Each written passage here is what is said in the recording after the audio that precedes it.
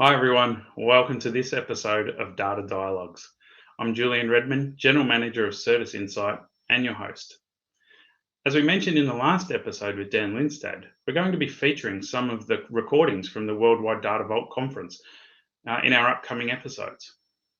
Starting today with a presentation on the data challenges in research by Richard Strange from the UK. Richard's a PhD candidate at the University of Oxford, and he specialises in analysing volcanic seismology data using artificial intelligence. And he's also the acting CTO for an Oxford-based big data agrotech startup. So he's a specialist in this field. In his keynote presentation, Richard explores how Data Vault can help with the processes of data science, not only in academia, but in the corporate world. Richard provides some great insight into the common practices and the potential pitfalls of data science.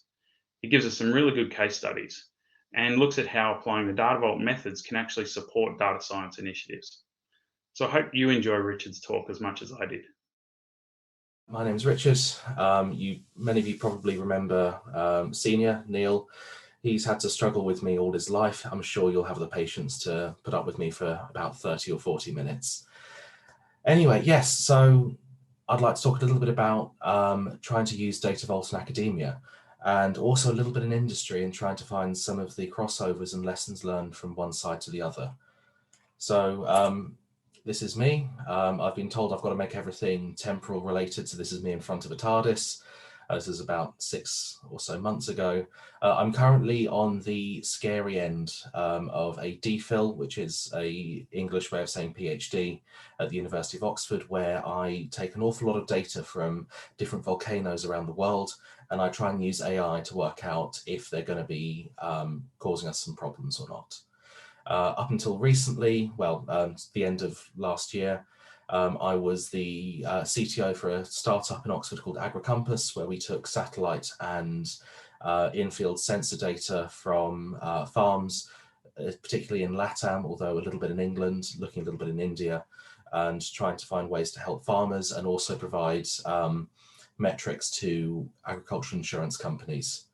And I'm also working with Data Vault UK, otherwise known as Business Thinking, as a data science and data management consultant for quite a few years now. So this is me. I also want to say I'm not always consistent with what I talk about and the words I use. So I might use the word AI and data science interchangeably. I usually mean the same thing, but if I'm going to be pedantic, AI is just the tool that data scientists use and make. Also, I might say AI engineer at some point. That's usually just a specialized form of data scientist. It's usually the data scientists that are a little bit fancier and need to differentiate themselves from the wave of new data scientists in the industry. Typically, they're the ones that build the models rather than people who just copy them. And lastly, machine learning and deep learning. Deep learning is just a subset of machine learning. There's a lot of machine learning that can be shallow as well. And usually those are the safer ones to use. Anyway, I know we've just started today, and for a lot of you, you've dipped your toes a little bit into data science, and I know I'm going to plow into the academic side of things, but please don't panic, because actually you don't need to know that much about data science to understand how to use it properly within a business setting or even academic setting. Simply put, data science is no different to any other process in Data Vault 2.0. If I was to be very pedantic, I'd say it's no different, but even more so. And hopefully by the end of the day, I'll be able to explain that properly to you. So I'm not sure if everyone was here yesterday or whether you need a quick refresher to start off the day, but I'm going to plow through what probably matters to you for data science in 5 minutes. I'll try at least. Now, I've saw a lovely quote. I can't remember who it's from. It was years ago, so I wish I could attribute it, but it's that data science is the process of turning business questions into data questions. And it seems to sum up very nicely. If I had to tweak it for an academic point of view, it's simply that it's hypotheses instead. And in that way, suddenly the idea of data science is this magic sort of mysterious thing just starts to be dispelled. And that's really the theme of today's talk, that data science really isn't as magical and mystical as you think it is, and it doesn't really deserve a lot of the special treatment it's had. Now, if you look at machine learning, actually the bit that everyone's scared of, that people don't know about, will go, oh, I've got no clue, it's all maths, I hate stats, I hate Bayesian, I hate this, I hate that. It's all about the model itself. But that's only one part of the entire puzzle. It's one of, in here, 7 steps. You can stretch that even further.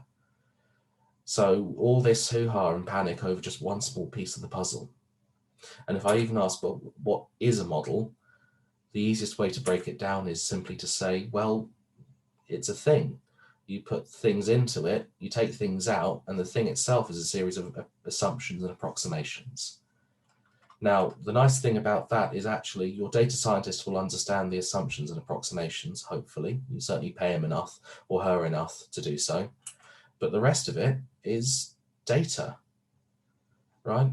And the way either the data you have available to feed a model or the outputs you need from the model define how the model's designed, never the other way around. And no matter how good the model is, the input data you put into it defines how well it will do. And the model's worth is only as good as the outputs it will provide. And again, both of those are just data. So actually, most of how a project's going to go with AI is dependent upon your jobs, not the data scientists.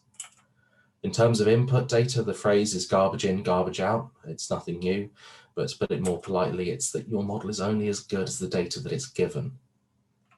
Speaking about putting data in, one thing people are starting to work out is actually your data scientist is very rarely doing the job that you're paying him an awful lot for.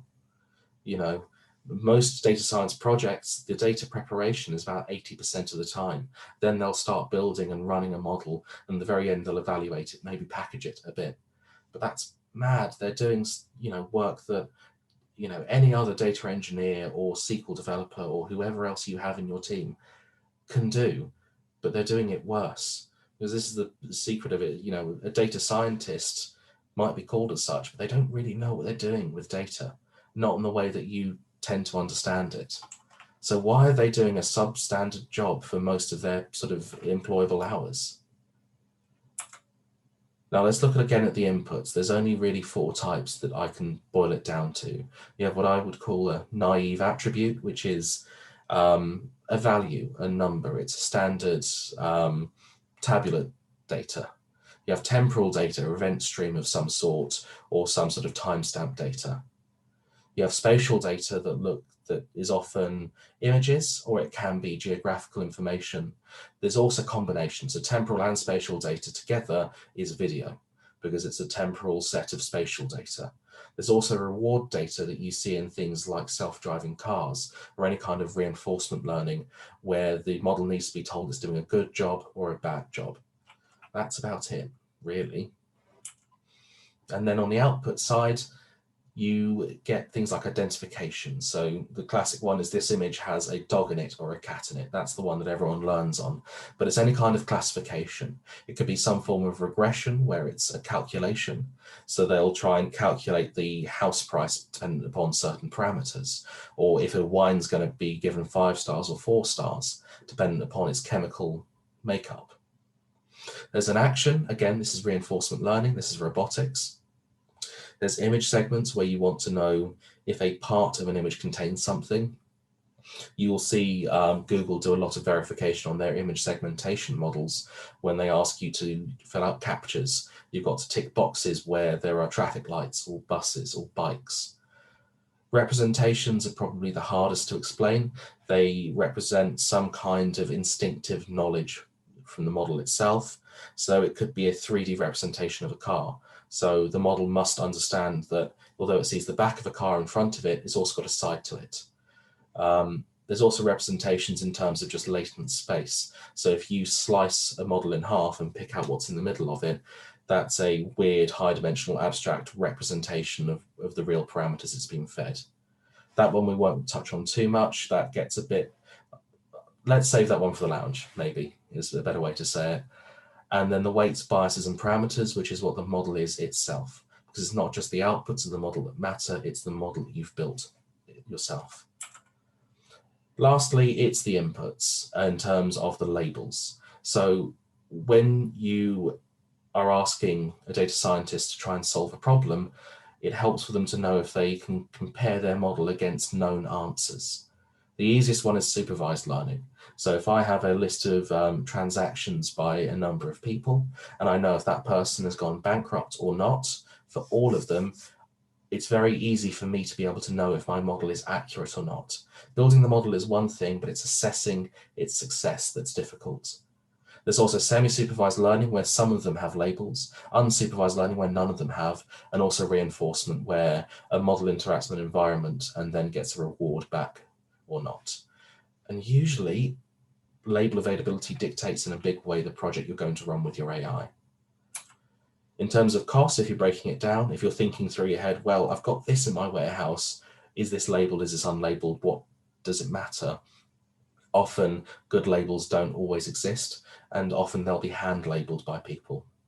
This means that the cost to prepare is quite substantial, but the model difficulty tends to be less, and the vice versa.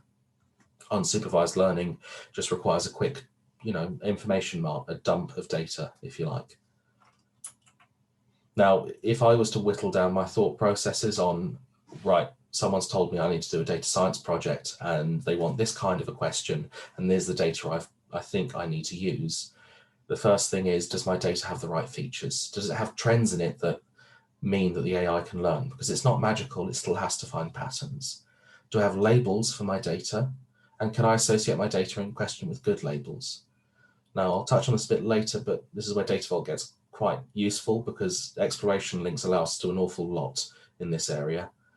And lastly, do I have enough data to meaningfully train my model? I might have good data with the right features and great labels, but I've only got 500 examples. That's not going to be meaningful. I'll get a model that's, at worst, so at best will fail, at worst is quite dangerous because it's immensely biased, lopsided, and we haven't been able to catch it. Now, I've talked an awful lot about AI and machine learning and data science, but I've not touched on Data Vault yet. So what about Data Vault? Well, I could go into it all, but I'd quite like to start with a very small academic Data Vault. This is one of my own making, and it's a lovely toy example of what happens if we strip away everything except Data Vault for the purpose of taking in data from a number of sources and presenting it into an AI consumer that then feeds back in.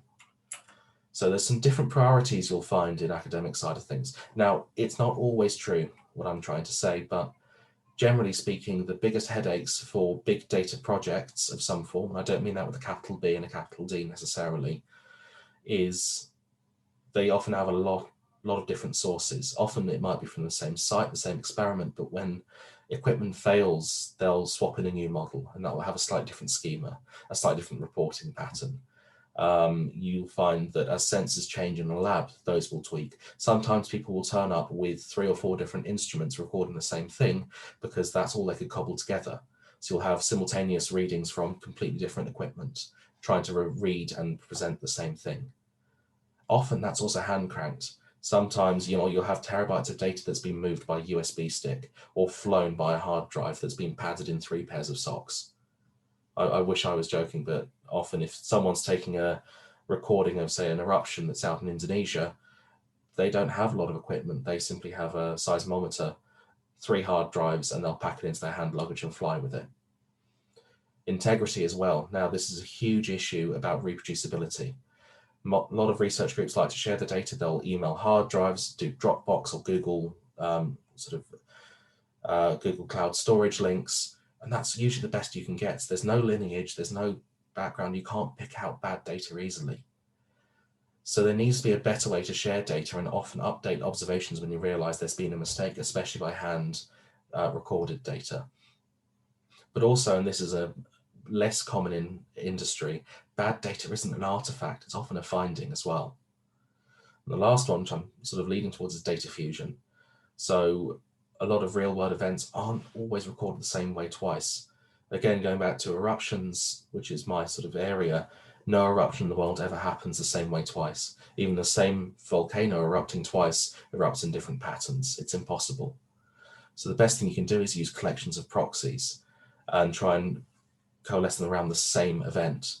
But data fusion is hard because it's not built on solid standard business processes. So data fusion needs a lot of focus, and it's often done very poorly. What's interesting here is that governance, for me, and a lot of academics, doesn't matter so much. Feedback into your system doesn't matter so much in terms of lessons learned. MDM isn't an issue. There's no CMMI. There's none of that framework that often cradles data vault so much. And security usually does as well. It's quite rare, but it does here. Now, I won't touch on things like healthcare data. That's a different need. But let's go for volcanoes. This is the one that I'm comfortable with, the one that we'll be exploring. Now, the premise of what I'm trying to do is that for a volcano to erupt, magma has to make its way from underground to the surface. There's no clean pipes for it. It's not like a normal textbook. It doesn't just shoot up. It has to break rock every time it does so. When it does so, it generates these little patterns. So we put a seismometer down next to it. We go up to the flanks of the volcano, dig a hole in the side, drop in a drum with a load of accelerometers, batteries, data storage, sometimes an antenna for transmission, and we listen and we watch. What you're seeing here is over the space of quite a few minutes, you have two sharp events, which are called volcanotectonic events. This is where rock under stress snaps and breaks.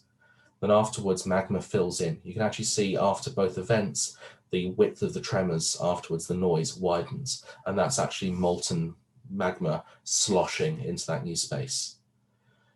And we can use these patterns to start to work out what's going on. Now, if we're given an event like this, there's a series of almost business logic that I have to go through. The first thing is this data actually an event or is it just noise? If it's an event, is it coming from a volcano or is it a helicopter or a truck or lightning or a rock slide? Because those happen as well. Okay, great, it's a volcanic event. Well, what type?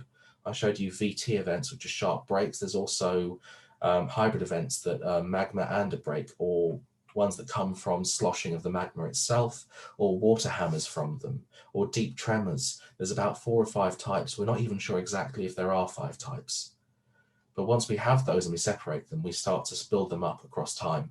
And we look at the time series and try to work out if it's happening more and in what pattern. And that allows us to work out if we've got a problem on our hands.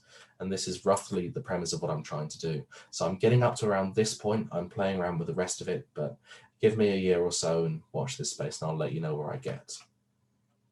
Now that's the context, but let's look at the data vault.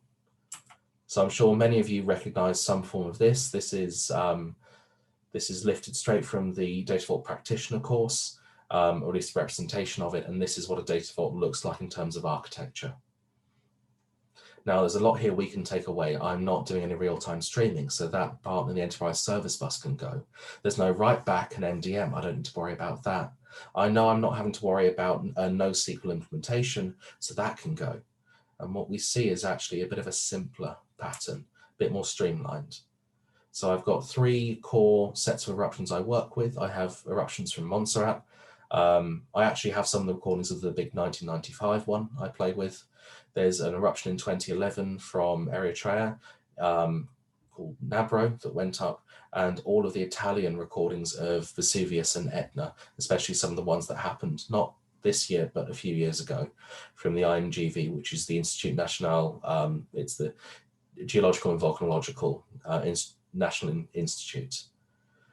Now I'm hand cranking data into a staging area that then goes through a series of hard rules and lands into a Postgres server. I then automate from that point on, and as the data lands, on landing it gets scooped up and processed by a number of soft rules. That then lands into an information and presentation area where I have a set of training sets and validation sets. Now, while I'm going through all this, I'm doing an awful lot of validation and data quality checks on my data. I've had issues with my data that I'm not sure anyone else has ever had before. My favorite one was a sensor went offline and then went back online because a rat dropped into my sensor, into the bin, and spawned a family. So all of my readings from that point on were little baby mice learning and rats learning how to walk. That's a bit of a hard one to automate the data cleaning for, but we caught it.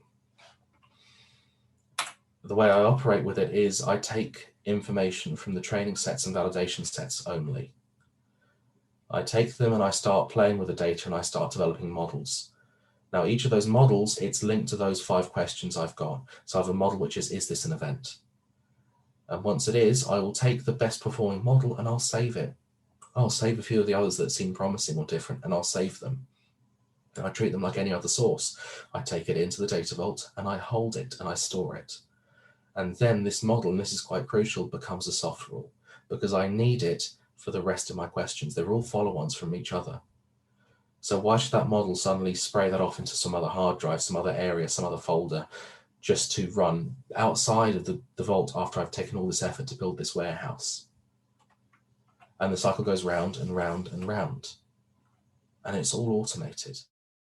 Thanks for watching today's episode of Data Dialogues. I hope you found that as interesting as I did. Richard's an amazing speaker and clearly knows his stuff when it comes to data science. In the next episode, we're going to be talking about working smarter, the disciplined agile enterprise. Keep an eye out for the link of that episode of Data Dialogues.